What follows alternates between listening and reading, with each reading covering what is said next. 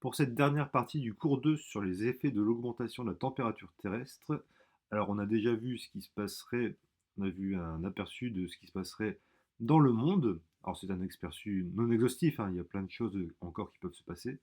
Et pour ce dernier cours, on va se projeter sur un réchauffement de plus de degrés, donc plus 0,5 par rapport à ce qui se passe en ce moment, puisqu'on a déjà plus 1,5 en France. Alors le premier document que vous voyez ici, hop, montre un peu l'évolution des températures en France au cours des temps sur une projection d'un réchauffement de plus de degrés. Donc ça, on va le marquer ici. On va marquer projection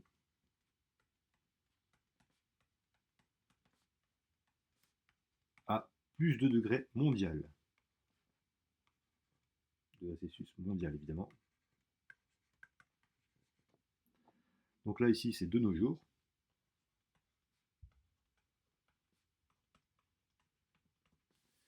Ici, c'est à horizon 2050. Ici, à horizon 2100. Donc 2100, vous serez probablement encore vivant. Hein. C'est ce que je vous souhaite. Pas. Alors qu'est-ce qu'on remarque? C'est que de nos jours, ici, on remarque ici qu'on vit dans un climat tempéré. Donc de nos jours, on a un climat tempéré.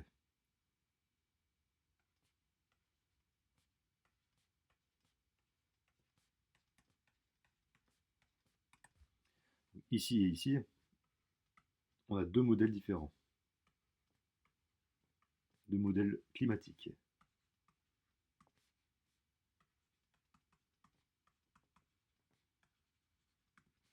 De nos jours, climat tempéré, qui permet bien sûr la vie et l'agriculture.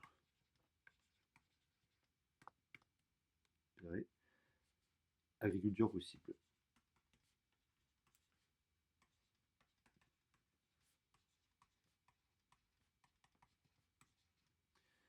Si ici on fait une démarcation, donc de nos jours au modèle 2040 et 2100, ici, on remarque que pour une augmentation de plus de degrés,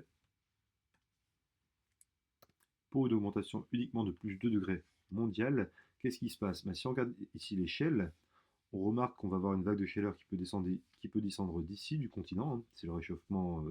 Les vagues de chaleur descendent des continents et non pas des mers. Les mers peuvent tempérer. Donc on a des zones ici sur la mer où on aura un réchauffement qui sera limité à 1,5 degré. Mais les zones sur le continent, ici en Europe, elles monteront en moyenne à plus 5, plus 6, plus 7 degrés, voire plus 8 par certains endroits au niveau de la Grèce ou de l'Espagne. Et concrètement en France, sur les modèles qu'on voit ici, on peut s'attendre sur les continents à une augmentation de 4 à 5 degrés. Donc c'est ce qui est important à retenir là-dedans, c'est qu'une augmentation de plus de degrés mondial, il y a une températion par les océans, et sur les continents, sur les terres, l'augmentation est plus élevée. Donc c'est ça qu'on va d'abord ici mettre le constat. Donc ici, sur les terres,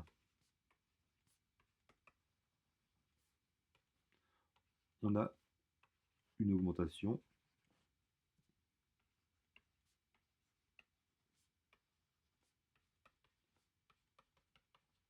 moyenne,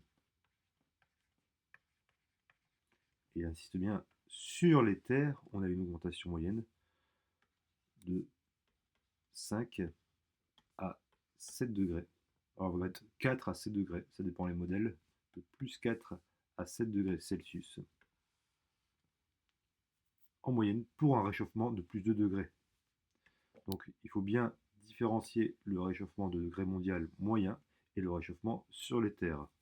Voilà pourquoi dans les médias on parle souvent de l'adaptation de la France à plus 4 degrés, parce qu'on s'attend à un monde à plus de degrés de réchauffement, ce qui induit plus 4 degrés sur les terres. Donc plus 4 degrés, vous rajoutez en moyenne 4 degrés à 5 degrés, avec des variances énormes, d'où la présence de canicules plus élevées. Donc ce qu'il y a à retenir là-dedans, c'est que, on va le marquer comme ça, pour un réchauffement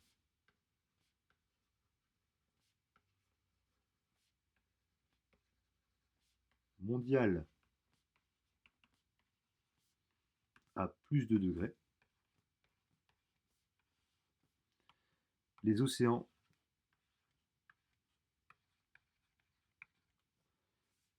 peuvent de leur côté, du fait que c'est de l'eau, peuvent de leur côté tempérer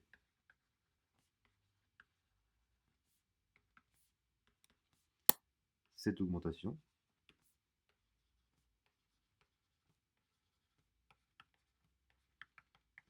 Ils peuvent la tempérer par évaporation principalement. Évaporation. Et car l'eau conduit bien la chaleur, remarquez, etc. Et c'est important, c'est que ça induit sur les continents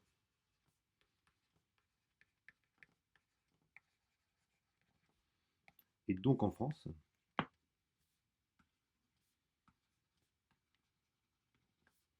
une augmentation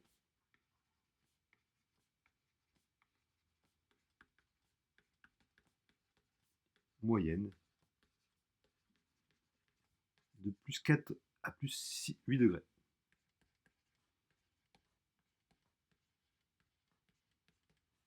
Donc ça, c'est important de retenir que c'est de plus 4 à plus 8 degrés Celsius. Alors on va prendre un exemple parmi tant d'autres de ce que peut donner sur votre cours ici l'effet d'un réchauffement sur les terres, donc dans le monde à plus 2 degrés et donc sur les terres à plus 4 degrés. Ici, on a une carte qui nous indique la probabilité de feu de forêt en France. Donc ça, on peut le marquer. Je vais marquer en noir. Probabilité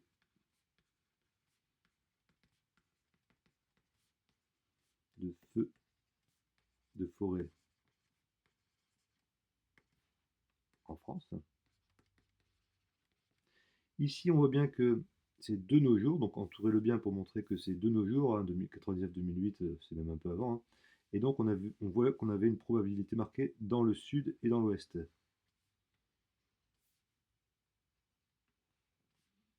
Probabilité de feu de forêt, c'est ce qu'on voit souvent aux infos. Probabilité marquée de feu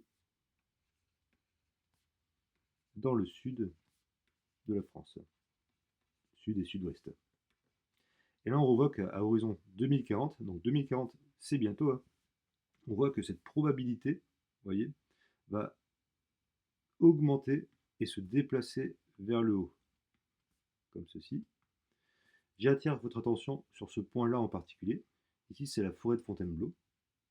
Et ben, on voit que la probabilité d'un départ de feu de forêt, d'un giga-feu de forêt en forêt de Fontainebleau, est la même que celle qu'on a de nos jours dans le sud de la France. Donc, on peut marquer en 2040.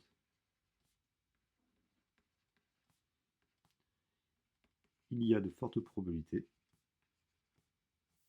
On met bien qu'on a déplacement vers le haut des probabilités de départ de feu. Il y a déplacement au nord des probabilités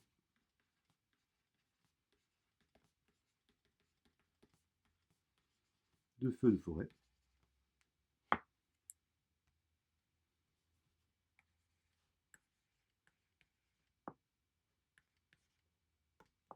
On peut dire, si on veut, hop, donc regardons comment j'ai organisé mon cours, on peut dire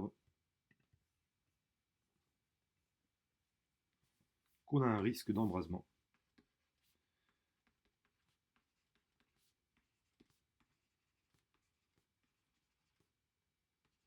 embrasement de nos forêts, non pas sur le sud, mais sur tout le territoire, nord compris. Parce qu'en 2040, 2050, dites-vous bien qu'en 2050, on va voir aussi ce déplacement des probabilités sur les forêts du nord, sur tout le territoire.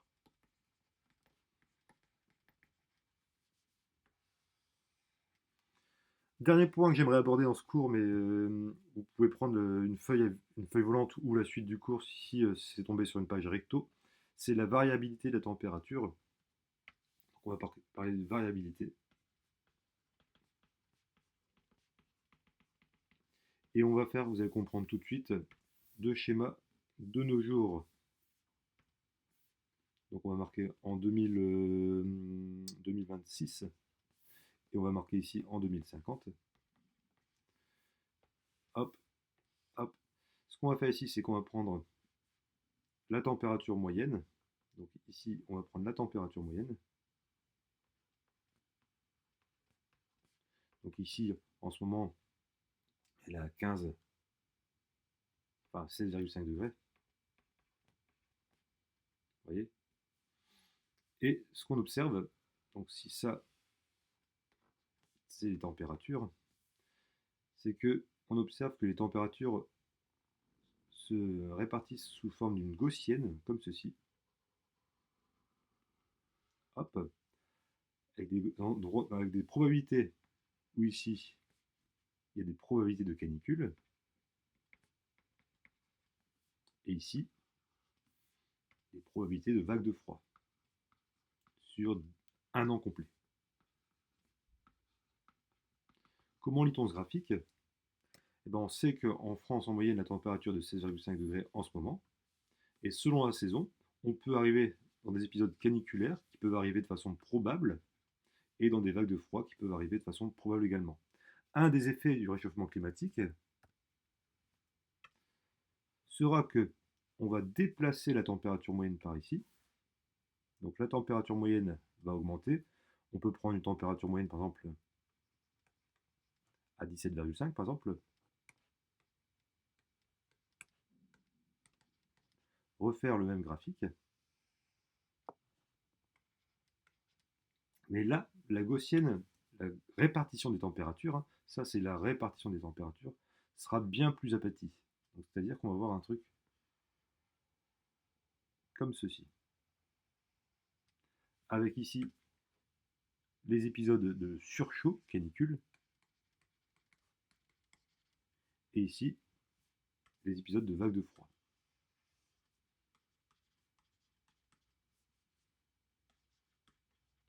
Ça veut dire quoi ce graphique?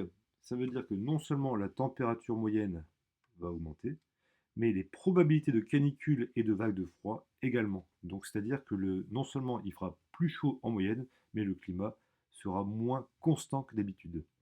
Donc on peut le marquer en 2050. Et après, bien sûr, la température moyenne va augmenter. Mais ça, on pourrait dire, bon, soit elle augmente de degrés, c'est pas trop grave. Mais ce qui est important, c'est qu'au regard des graphiques qui sont produits par les modèles climatiques, c'est que et les probabilités, parce que ici, vous voyez, il y a peu de probabilités, on peut les schématiser comme ça. Et là, vu la taille du graphique, il y a beaucoup de probabilités, plus de probabilités, et les probabilités d'épisodes caniculaires, violents, caniculaires,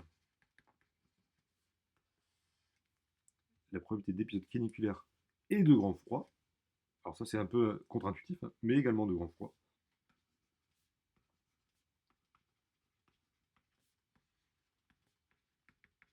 vont augmenter.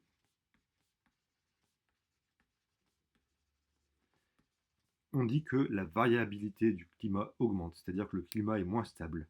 Le climat sera moins stable. On va le marquer. La variabilité. Et ce qui a permis la vie sur Terre, c'est justement que le climat ne variait que très peu, mais là, la variabilité du climat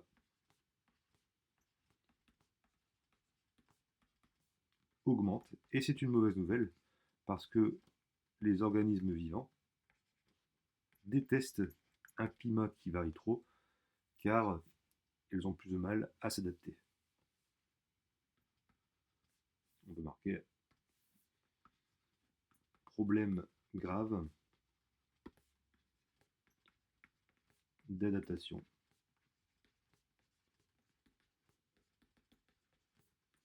du vivant. Voici un aperçu non exhaustif des effets de l'augmentation de la température terrestre sur le climat. Merci.